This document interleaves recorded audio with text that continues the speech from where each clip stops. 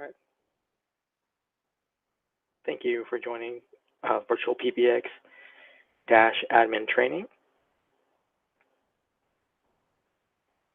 We'll wait just a little bit longer in case anyone else shows up. If you're looking for vConsole training, we no longer provide live trainings for vConsole.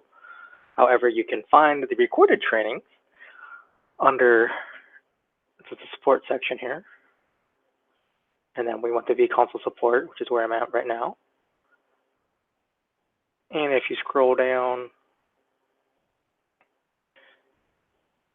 the advanced admin training here on the right, that is the recorded training we have for the vConsole. And if you scroll further down, you'll get the individual guides for either features or VoIP devices for the vConsole. For Dash, if for some reason you can't stay through the whole training, you can come back. You can always sign up for another training. There's no limit there, but you can also come here under Dash support and the new user training. That will be the full training that we're going over today. And likewise, down below, we have the guides for the features and for VoIP phones. And in general, for the guides, we do try to include screenshots so you know what to look for as you're going through it. Let's go ahead and get started here. So to get logged in for either platform, you mouse over support and you go to PBX login.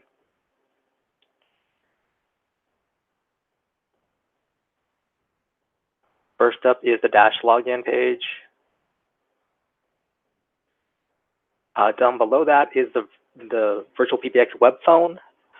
This is a Dash device. It's not available on vConsole. It allows you to make use of a desktop browser. Currently, that's specifically for Chrome and Firefox. And then you can use that browser to make and receive calls. So you don't actually need like a physical phone or an app on your cell phone. It's just, boom, you open up your browser, you log in, you can make and receive calls. Now, currently, not supported on mobile browsers, or it's not fully supported. Like I have been able to get it to work on my Android phone, using Chrome on my Android phone, but like I've had customers using iPhones, not able to make use of it either with Chrome or Firefox. So that's something the engineers are working on for version 2 of the web phone, but I don't have an ETA on that at this time.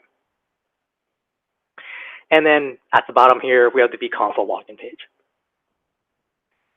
And we'll go ahead and go to Dash login.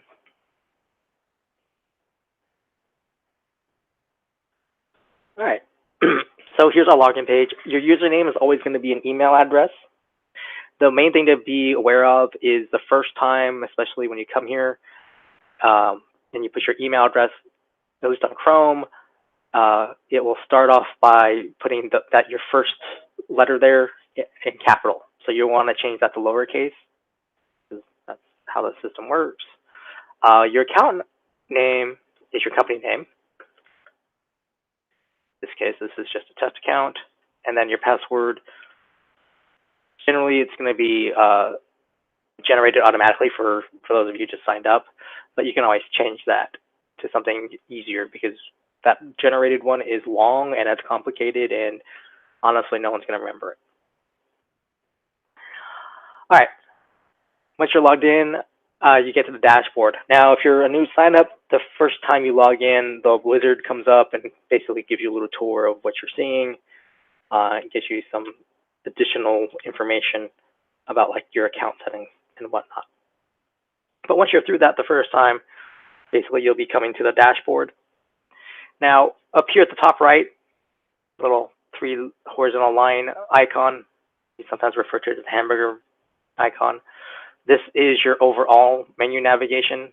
So we're on the dashboard right now. If you have queues, you can get to your queues. Blacklist, which is a special feature we'll get into.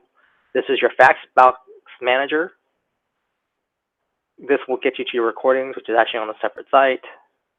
User portal is basically what your standard users see, and you can set it for yourself, basically to like access voicemails or even set up call forwarding.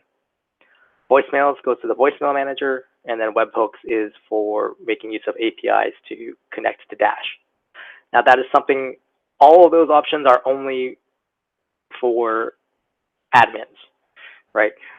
Users, if they can get to queues, they'll have queues available to them, and then they have user portal. All right. So over here on the left, these are your icons to get to various sections or features of your dashboard system, or Dash system, excuse me. Over here in the middle here, we have total users. These are what I refer to as fully functional users or fully featured users. These are people who make and receive calls. They can use a variety of devices. So they can make use of VoIP phones, for like all users can, but they can also receive calls on landlines or cell phones, as an example. In terms of features, not only do they have voicemail, but they can have their own fax boxes. They can make use of conferencing, call forwarding. There's a few other features, but some of them aren't easily, take a little bit more to discuss or explain. Below users, we have agents. Agents are specific to ACD queues. So these are people who typically just receive calls. They have basically no features to speak of, and they can only make use of VoIP devices, meaning a physical VoIP phone, a soft phone app, or the web phone. Then we have total devices, and then broken down by type. And then unregistered basically means the system doesn't know if they're actually connected or not. This is typically your landlines and cell phones, or your VoIP phones that aren't actually connected, whether it's because they're not connected to a network or they don't have power. Over here on the right, your main numbers. These are numbers your customers call to get to your phone system. These numbers all behave the same way, and they all have the same main greeting. Next up, we have your fax box number, basically for your inbound faxes. And then you have your total numbers. Assigned numbers, these are numbers you're using, so these go someplace, right? Either they're a main number, or they go directly to a user, directly to an ACD queue, directly to a ring group, what have you. Spare numbers are numbers on your account. You are being charged for them, but they're not going anywhere. Basically, they will ring busy until you actually assign them to something. Normally, it's because there's numbers that you're not yet using, or you only use them for like particular times of the year or for particular promotions. Below that, we have the breakdown between US local numbers and then US toll-free numbers. If you have international numbers, that would also be a subset. Company directory users, these are people that you've selected to be in the company directory, and you can change that at any time, and you can download that if you need to. The account ID, which is this long alphanumeric sequence here, this is technically your account number, so you can always use that in reference to, if you're contacting us via email, for example. However, if you ever call into support or to billing, we'll typically just ask you for your company name and look you up that way. And then lastly, the account realm. This is what we use for programming a third-party device, so like a soft phone from another manufacturer, another company, or a VoIP phone that is not auto-provisionable. And then also we use it for outbound faxing. Up here at the top, caller ID. So you can select it for each of your numbers that are your main numbers. The company caller ID name, CNAME or CNOM, depending on who you speak to. This is restricted up to 15 characters, including spaces and special characters. This is when you're making an outbound call from a VoIP phone. This is the caller ID name that shows up. So instead of saying, just the phone number, it'll come up with a particular number. Now, typically speaking, company caller ID name is for local numbers, not for toll-free. Not every carrier in North America supports CNAME. This is unfortunate, but that's their choice. So this means that if a call happens to route through one of those carriers, then the CNAME information won't get through to your destination. And even for those carriers who do support it, if they're having some sort of issue or maintenance, CNAME is the first thing that gets stripped off, right? Because their first priority, obviously, is to connect the call, and then secondly, by getting the caller ID itself. Down below that, you have the company emergency E911. This is for basically when you pick up a VoIP phone, call 911.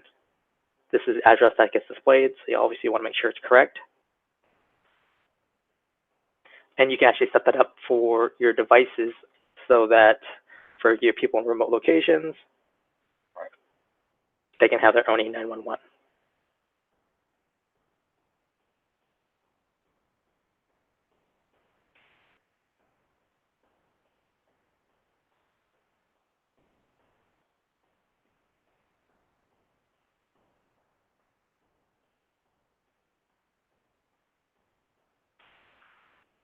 All right, next up is, hold music.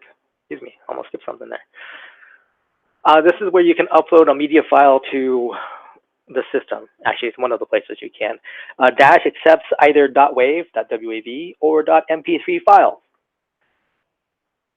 In terms of hold music, this is for after someone is connected to a user and you put someone on hold. Press hold on the phone, basically. Right now, files are restricted to 1 megabyte in size. So a 1 megabyte MP3 is about 5 minutes long, give or take. Our engineers are working to get that increased to 5.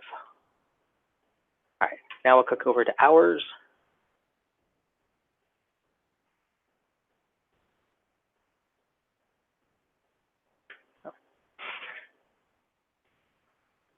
All right, it looks like no one has shown up, so I'm going to go ahead and end this training.